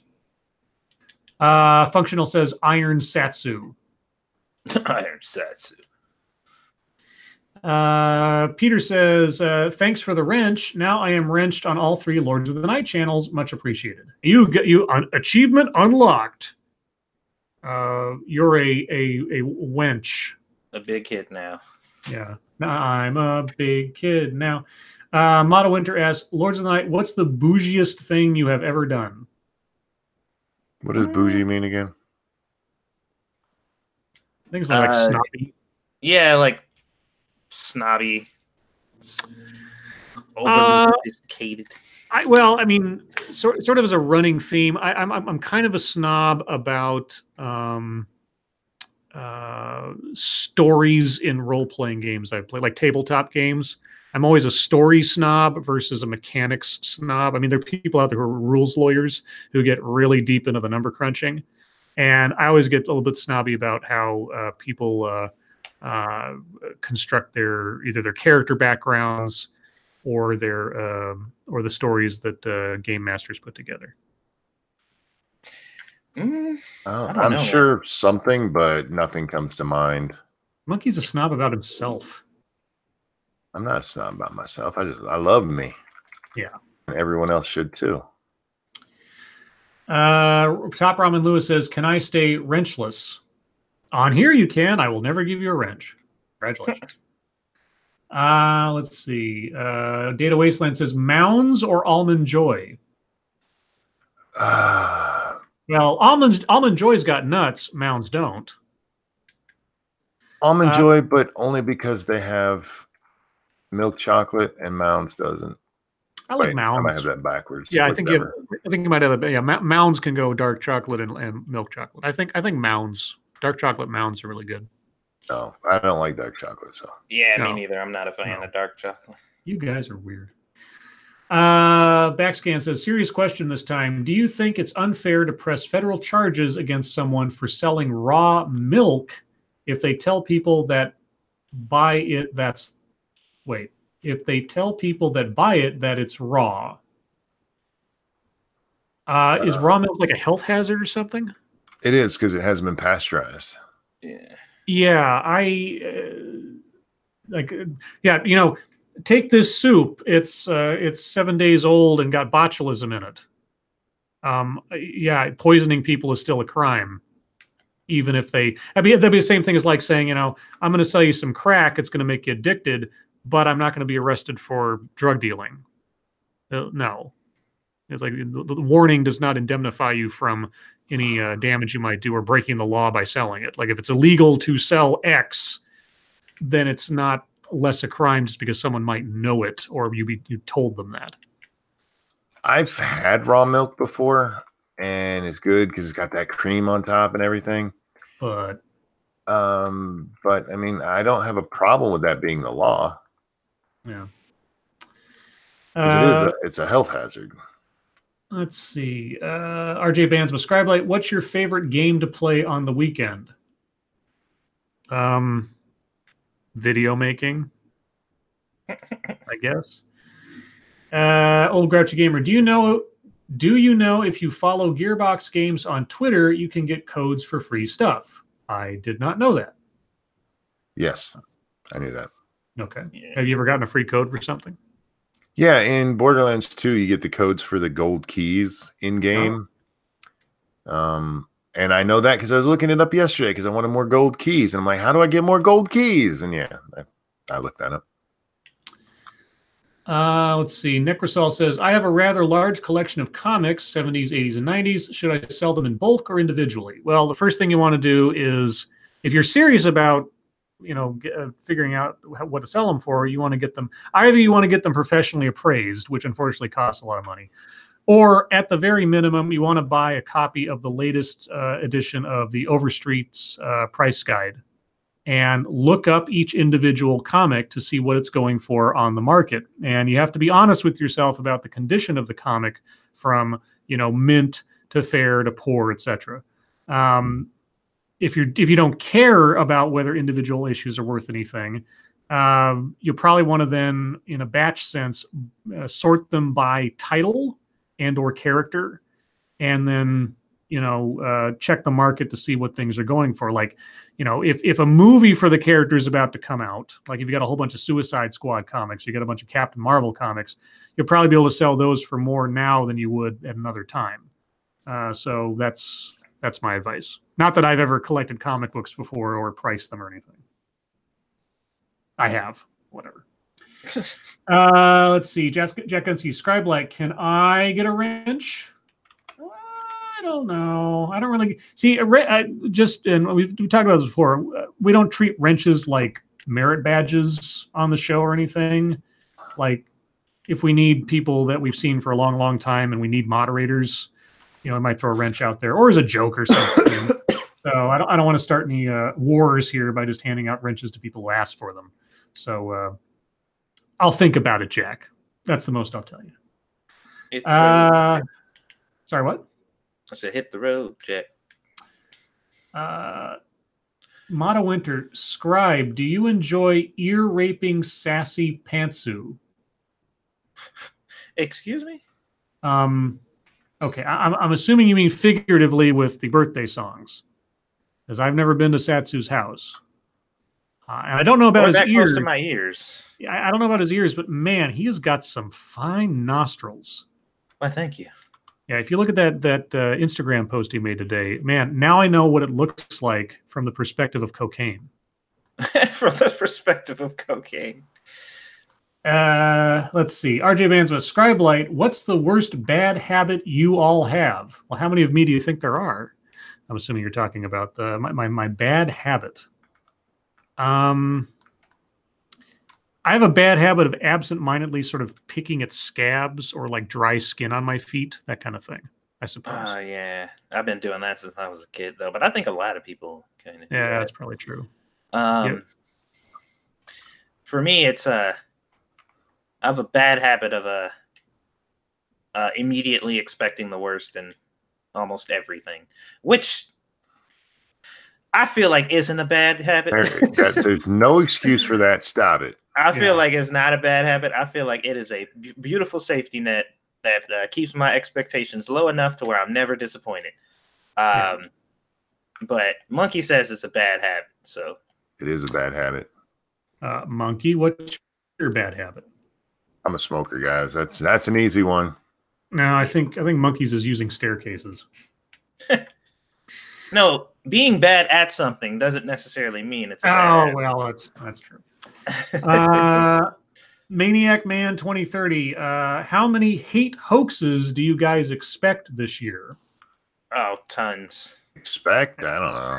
I mean, how many will actually get enough exposure that we hear about them? I mean, there's little ones that happen all the time that you hear about after the fact when they're proven wrong or something. I don't know. I mean, how many have happened over the last 2 years with Trump? Just dozens and dozens. So, see, Kyler knows what's up. Tyler says, at least your surprises are always pleasant. Yeah. There you go. Prepare for the worst, but expect the best. Nah, man.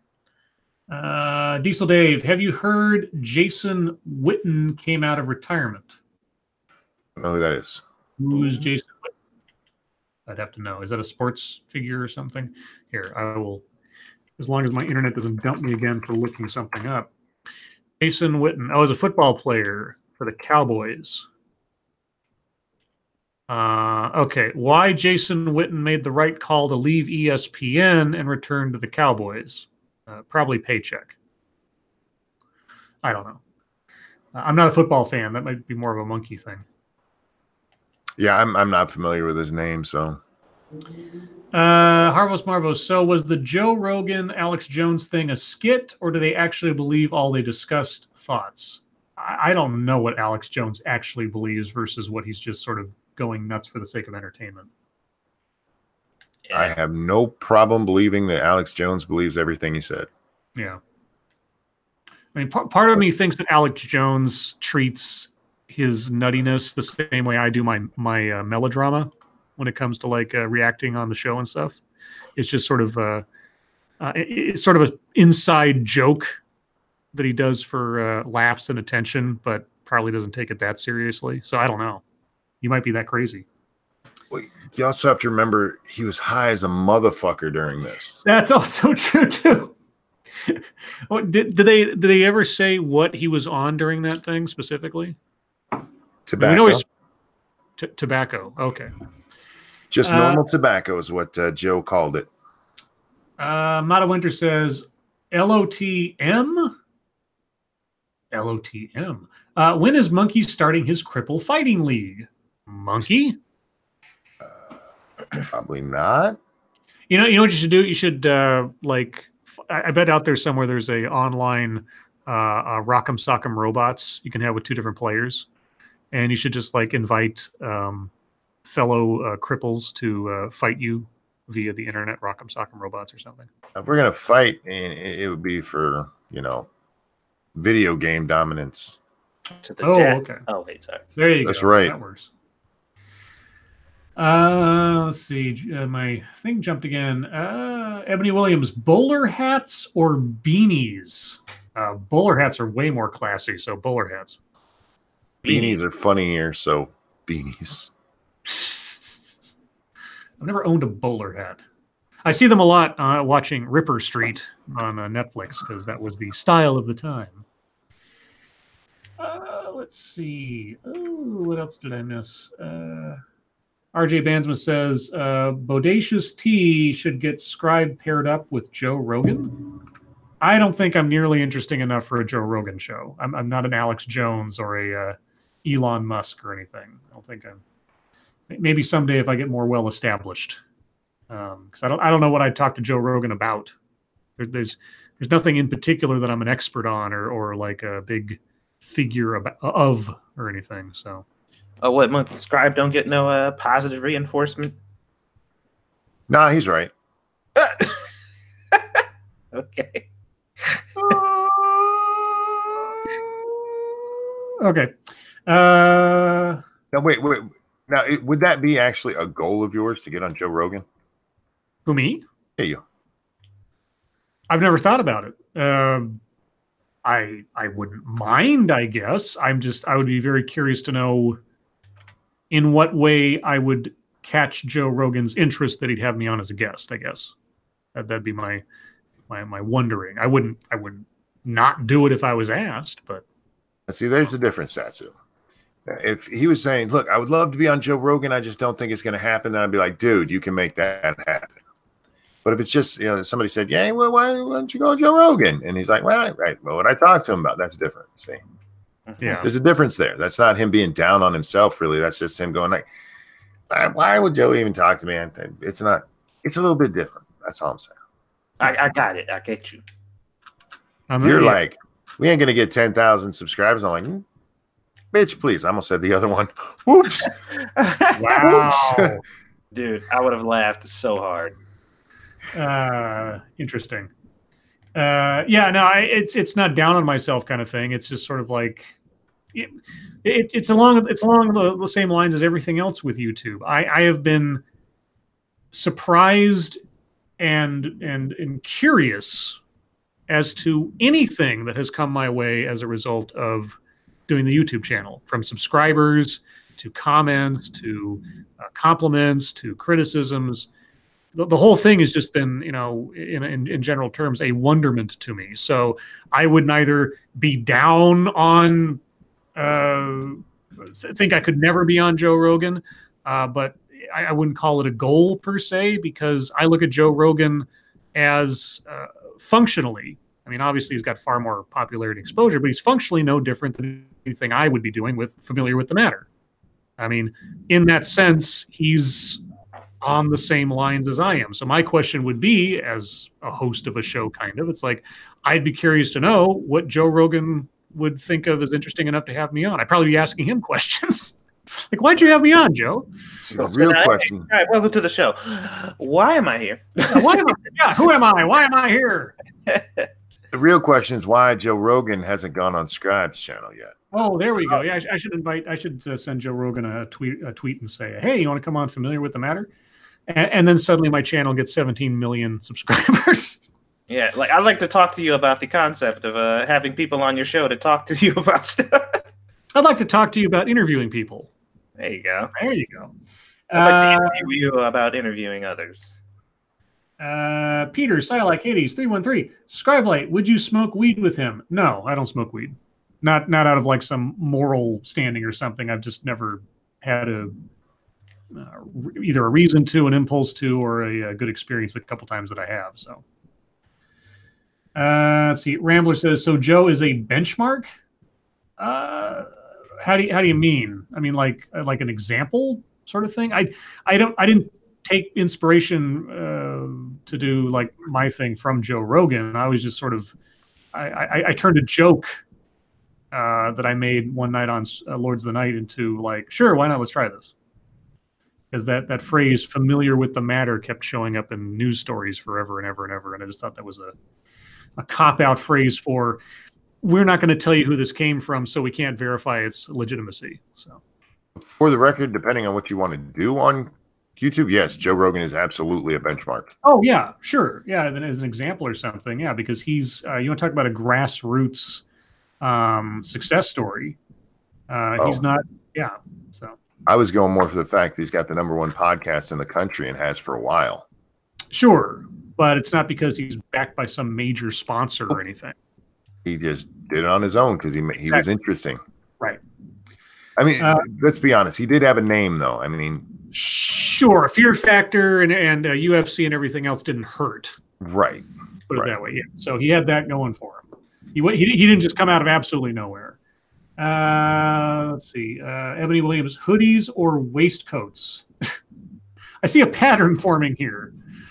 I'm going to be on a waistcoat with my beanie. Yeah. I mean, I find hoodies comfortable, especially this time of year. Yeah. Speaking of that, I need to get a Lords of the Night hoodie. Oh, yeah. RG Bands with Scribe, what's the dumbest thing you did as a 21-year-old?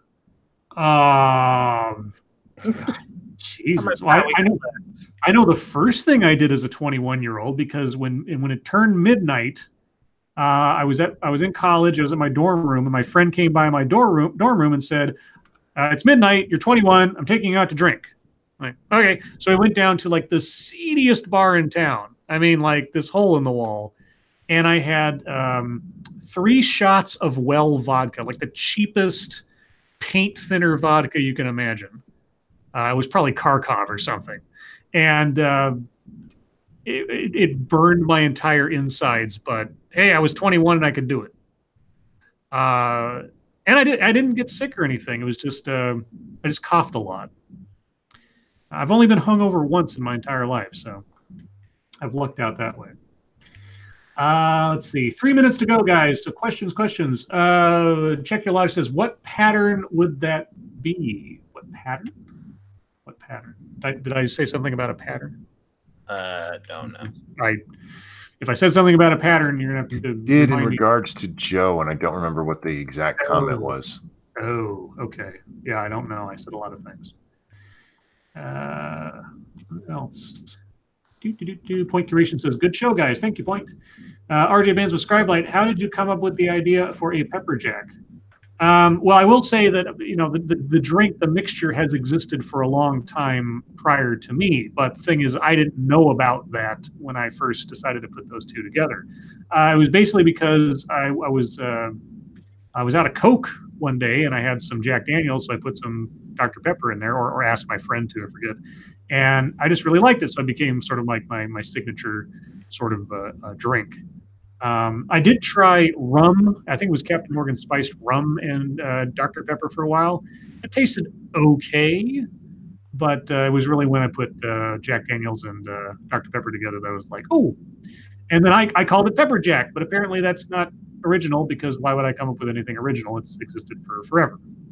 I think it's somebody told me it was more of a southern concoction or something that happens in the South much more. So anyway, yeah. For myself, I came up with it sort of by accident, but I did not invent it to the world. I don't want to take credit for that. Let's see. Peter Silak, 313. Wasn't Rogan on some sitcom? What was that called again? News Radio. News Radio. With Phil Hartman and the guy from Kids in the Hall. Kids in the Hall, yeah, I forget his name. And Kathy Griffin, too, at the time. Yeah, that was a good show until Phil Hartman died. Or sorry, was murdered by his fucking crazy wife. Yeah, Joe was the mechanic for the station, the tech guy. Yep, he was the maintenance guy and electrician or something. And cameraman Jay, Scribe, why do you drink Jack instead of Jim Beam? I don't know that I've ever had Jim Beam. Is Jim Beam supposed to be better than Jack Daniels? They're not all that different. Yeah. Well, next time I decide to go buy some whiskey, maybe I'll try Jim Beam if I see it, but more likely than not, I'll just go to default and Jack Daniel. And let's see. Hayden White says, "Oh, that wasn't Kathy Griffin. Oh, it wasn't? I thought it was. Okay, maybe I'm mistaken. I could be mistaken. Kathy on Susan, not suddenly seeking Susan. What the fuck was the name of that? Desperately Seeking Susan. Oh, Brooke Shields is. Oh, right. God. Was it Susan? Suddenly Susan? Yeah, maybe. Yeah, I can't remember. Anyway, on that note, guys, we're at the top of the show and the end of the show. So remember, guys, shortly after this, over on 2 Cents Plus, Monkey and Satsu will be running around playing in Borderlands 2. What else? Oh, and per usual, tomorrow night we'll be on Monkey's channel. Channel? Can I talk today? Apparently not. Otherwise, anything else to mention before we go? Things coming to mind. Okay. Well, chat, everyone, thank you so much for joining us, as you do every night. We say it often, but not often enough. You guys are, honestly, the best audience anyone could hope for on this show or any other. Thank you, moderators, for keeping an eye on things, even though we have the best behaved chat on the internet. And everyone who donated, as always, thank you so much for your generosity. I never have the words. I don't know what to say. I really do appreciate it. But all that aside, Monkey, Satsu, thank you for joining me as always. Mm-hmm. Everyone, your lives make us sad, and we will see you tomorrow. Hey, guys. Fuck off. The 2 Cents Plus. Fuck off. Now come watch us on this other channel. Let's see. And I'm taking my book, Screw the Roses, Send Me the Thorns, The Romance and Sexual Sorcery of Sadomasochism. Flipping to I know, I'll flip to page 187. That's been a popular one today. Okay, and on page 187, I drop my finger on today's secret word. Ooh. Today's secret word is intensity. Oh. Now that is a good word.